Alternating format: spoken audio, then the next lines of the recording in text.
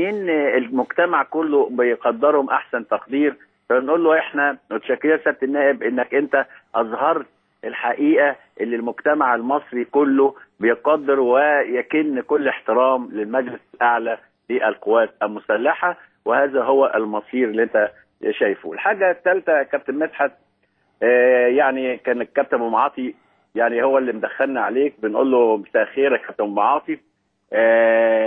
بنتهز الفرصه وبشكر قناه الاهلي، انا قضيت فيها يعني سنه ونص جميله، ومشيت بمنظر جميل.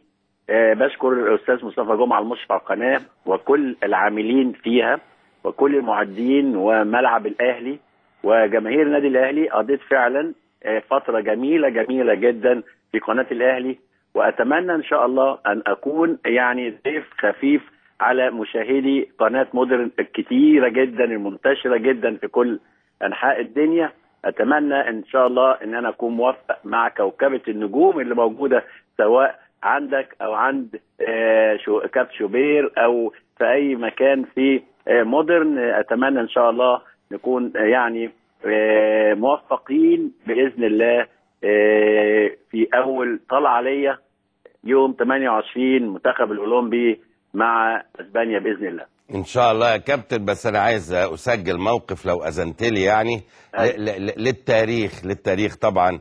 انت تتذكر ان انا اتصلت بيك من 3 شهور ورجعت عودت الاتصال بيك للمره الثانيه، وبناء عليه حضرتك نورت مودرن، مظبوط الكلام ده؟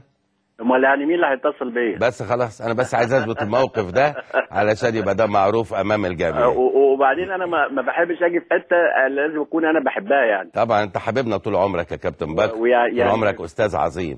وبرضه لن انسى الوقت الجميل اللي في دريم والوقت الاجمل اللي في قناه الاهلي، ونتمنى ان شاء الله ان احنا نقضي وقت كويس باذن الله يا رب. اشكرك يا كابتن بكر وبكل توفيق يا كابتن، وهتيجي تنور بيتك. شاكرين يا كابتن. اشكرك شكرا جزيلا.